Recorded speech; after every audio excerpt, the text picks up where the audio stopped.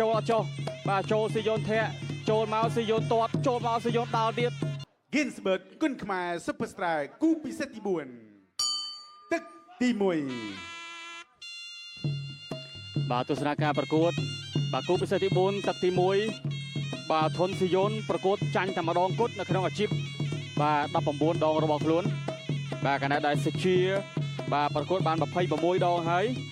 បាទចាញ់5ដងឈ្នះ20ស្មើម្ដងប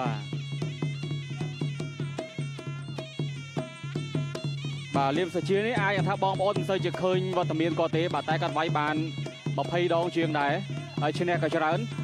អញ្ចឹងអាចរាប់ថាជាប្រឡូកថ្មីមួយទៀតនៅក្នុងក្លឹបប្រដាល់រស្មីភូមិគៀបបាទខេត្តបន្ទាយមានជ័យបាទ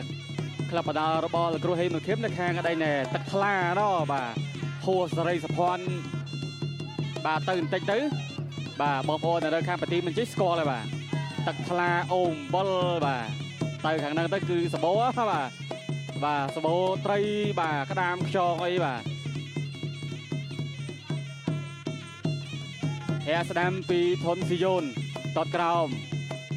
បាទសេជាគោះកងវាយអូយស្ដាំឆ្វេងរបស់ស៊ីយ៉ូនរវងប្រចាំឆ្វេងរបស់សេជាតតស្ដីតតឆ្វេងមកជើងណែតមែនទេបាទដូចនិយាយអញ្ចឹងបាទគូនេះស៊ីយ៉ូនរៀងក្រាស់ជាងតិចបាទក្រាស់ជាងខ្ពស់ជាងអញ្ចឹងអាចជាផលវិបាកមួយដែរបាទសម្រាប់បាទលៀមសេជាបាទតែយ៉ាងណាមិញចាំមើលសេជាថ្ងៃនេះបាទអាចធ្វើបានល្អប៉ុណ្ណាដោយសារតែបទពិសោធន៍ប្រកួតរបស់ស៊ីយ៉ូនក៏គេធ្វើបានល្អច្រើនដែរកន្លងមកបាទផ្លត់ម្ដងចាញ់ម្ដងបាទចាញ់ម្ដងគត់បាទ19ដងឈ្នះ17បាទចាញ់ម្ដងបាទគូនេះវាយតែ3ទឹកទេបាទធាក់ស្ដាំតតឆ្វេងបាទរបស់ធនស៊ីយ៉ូនតតក្រោមសេជាបោះជង្គង់ឆ្វេងបាទមួយប៉ើងបាទស្ដាំឆ្វេងចូលអោបទៅបាទចូលអោបទៅឬចាញ់កម្លាំងតិចបាទស៊ីយ៉ូនរឿងធំជាងជង្គង់ឆ្វេងលោកកញ្ញាកដាចូលទៅចាប់ញែកបាទតែកូនសិស្សរបស់លោកគ្រូហេប៊ុនធីមក៏មិនណយដែរបាទសិតតែ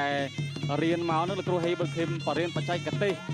បាទបានត្រឹមត្រូវល្អណាស់បាទមិនចាញ់ជាគ្រូធនសភាប្រហែលទេបាទអញ្ចឹងតាក់12ជួបគ្នាបាទទឹកទី1បាទវាយខ្លះស្គៀបផ្ទងខ្លះតតស្ដាំអត់សូវរង្គើទេបាទមួយជើងពីសេជាទៅលើស៊ីយ៉ូនបាទតែស៊ីយ៉ូនមកមួយជើងវិញឃើញថាអូយរៀងចលោកែងដាក់គ្នាបន្តិចដែរតឆ្វេងសេជាក៏លោតញាក់តឆ្វេងដល់ស្ដាំរបស់សេជាទៅលើស៊ីយ៉ូនចាប់ទឹកទី1ទឹកទី1ទឹកទី2ទឹកទី2បាទតឆ្វេងរបស់ស៊ីយ៉ូនបាទស្វាគមន៍មួយជើងទៀតមើលបាទទឹកទី2ហែស្ដាំរបស់ធនស៊ីយ៉ូនអូហូយបាទមួយជើងនិយាយពីថាលន់ដល់បាទຕົកអត្ថាធិប្បាយខាងក្រោមបាទ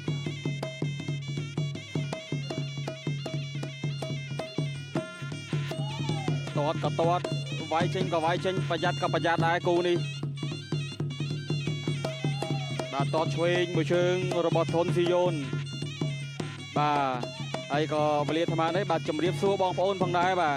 ដែលកំពុងតែទស្សនាតាមទូរទស្សន៍ហើយនឹងតាម Facebook និង YouTube បាទបងប្អូនខមមិនម្នាក់មួយបាទនៅតំបន់ណាខេត្តណាភ្លៀងខ្លះបាទនៅពេញប្រមាណថ្ងៃនេះក្តៅខ្លាំងមែនទែនបាទក្តៅក៏ក្តៅភ្លៀងក៏ភ្លៀងបាទអញ្ចឹងសូមថែរក្សាសុខភាពទាំងអស់គ្នាបងប្អូនបាទដើរឆ្វេងអូយបាទចូលចាប់ជង្គង់របស់ធនស៊ីយ៉ូនបាទបងប្អូនថាក្រហមរឿងខ្ពស់បាទខ្ពស់ជាងមែនបាទស៊ីយ៉ូនរឿងខ្ពស់ជាងដេញណែបកុលខៀវបាទសេជាកូនសិស្សរបស់គ្រូហេមប៊ុនធីមអូយបាទចាប់ជើងព្រួល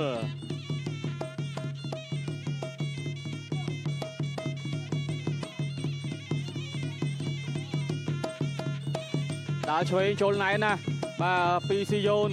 តឆ្វេងរបស់ស៊ីយ៉ូនអូយបាត់មួយជើងរបស់ធនស៊ីយ៉ូនធ្ងន់បាទកំដាក់ដៃក៏ធ្ងន់បាទសំទៅនឹងរូបរាងគាត់ដែលធំបាទស្ដាំឆ្វេងទៀតបាទមៀតរៀងរៅធនស៊ីយ៉ូននេះគឺអំណោយផលមែនទេ បាទ57គីឡូក្រាមតែធំបាទតឆ្វេង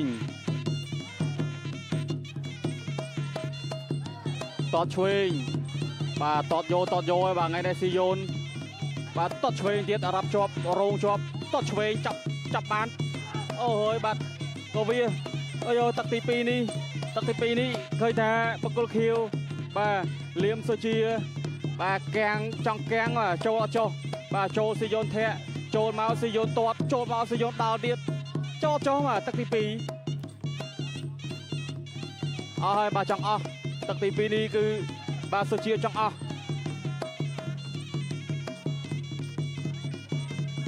បាទចូលចាប់ជង្គង់អូយប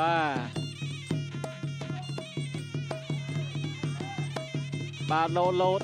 បាទនេះសល់តែកម្លាំងចិត្តទេបាទស៊ីយ៉ូនទឹកទី2នេះតប់យោបាទសុជាពិបាកចូលចុះសុជាធ្វើការធ្ងន់បាទទឹកទី2នេះតត់ឆ្វេងទៀត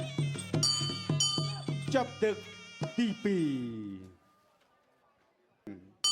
ទឹកទី3ដែលជាទឹកផ្ដាច់ព្រាត់បាទទឹកទី3ដែលជាទឹកផ្ដាច់ព្រាត់ទាត់ស្ដាំសងបាទរបស់បាទសុជាដោតឆ្វេងចូលពេញណាបានមកដៃរបស់ធនសយ៉ូនធាក់កាត់ទៅវិញទៅមកតាក់ទល់គ្នាតត់ឆ្វេងទៀតចាប់ជាប់ជង្គង់ស្ដាំបាទរឿងចាញ់កម្លាំងជង្គង់ឆ្វេងចាប់មូលគ្នាកែងរបស់សុជាទៅលើសយ៉ូនជង្គង់សយ៉ូនជង្គង់សុជាចាប់មូលគ្នាទៅវិញទៅមកជង្គង់មូលចុះមូលឡើងចាប់ឡើងបាទអូយបាទសុជាចាប់ស្អិតណាស់តតលោកអញ្ញាកដាបាទម៉ែត្រវណ្ណាបាទស្រែកឲ្យស្ទប់បាទញីទាំងពីរមកកដាសង្វៀនធ្វើការប្រកួតជាបន្តតឆ្វេងបាទមួយជើងអត់ញាប់ពេកទេបាទតែធ្ងន់ពីស៊ីយ៉ូនតស្ដាំរាប់ជាប់ណែបាទម្នាក់បកែរាប់ម្នាក់បកែចាប់បាទកូនសរបស់គ្រូហីបង្ខេមមួយណាក៏បកែដែរឲ្យតតមកចាប់ជាប់បាទគាត់មានតែក្បាច់ចាប់មូលរបស់គាត់មិនទេបាទបបាបាទកម្រមានកូនសិស្សណាបកែចាប់ដោយកូនសិស្សរបស់គ្រូហីបង្ខេមបាទកែឆ្វេងបាទអ្នកឃើញអាសាចាប់បែបនេះជាងគេគឺខេមបូរ៉ាបាទចាប់មកមានមូលដៃឆ្វេងតកងមិនទេបាទដៃស្ដាំចាប់មិនទេគឺដល់ចេញបាទចាប់ជាប់ល្អបាទបងប្អូនដែលមើលខេមបូរ៉ាប្រកួតបាទគឺអាសាឃើញបាទស៊ីយ៉ូនកលេចមើលនាទីបន្តិចបាទដើរស្ដាំបោះជង្គង់បាទអត់ឲ្យថយដើម្បីយកឲ្យឡើងទាត់ទេបាទគឺសុជាបាទចាប់ជាប់តែម្ដង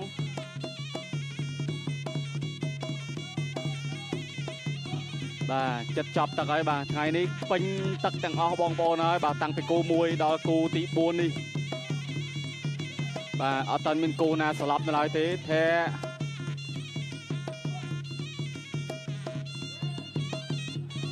តឆ្វេងទៀតបាទតទៅតមកប្រយ័ត្នក៏ប្រយ័ត្នបា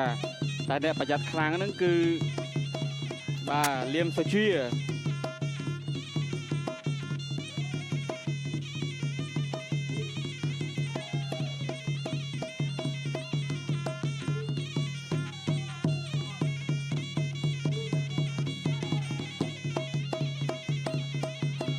បាទវិនាទីក៏កាន់តែស្លួយស្ដើងទៅបាទបងប្អូនថាខាងបទីមានជ័យខាងស្វ័យរៀងព្រះវិហារនោះបាទមានភ្លៀងខ្លះអត់ខ្លះបាទតែនៅតាមដាខាត់ដូចជាអត់សូវភ្លៀងវិញបាទជាពិសេសគឺខាងឆ្ងាយណោះខាងព្រះវិហារបទីមានជ័យណោះបាទដែលបងប្អូនយើងកំពុងតែបាទស្នាក់នឹងថាអត់ភ្លៀងទេឥឡូវចប់ទឹកទី3បាទឆ្លងកាត់ការប្រកួតពេញ3ទឹកនៅលើសង្វៀនជ័យជំនះបានទៅលើបង្គោលក្រហមធុនស៊ីយ៉ូនឈ្នះបង្គោលខៀវដោយពិន្ទុបាទអបសាទរបងដែរបាទដល់ស៊ីយ៉ូននៅក្នុងការយកឈ្នះដៃគូបាទដោយពិន្ទុទស្សនិកជនជាទីគោរពនិងជាទីមេត្រី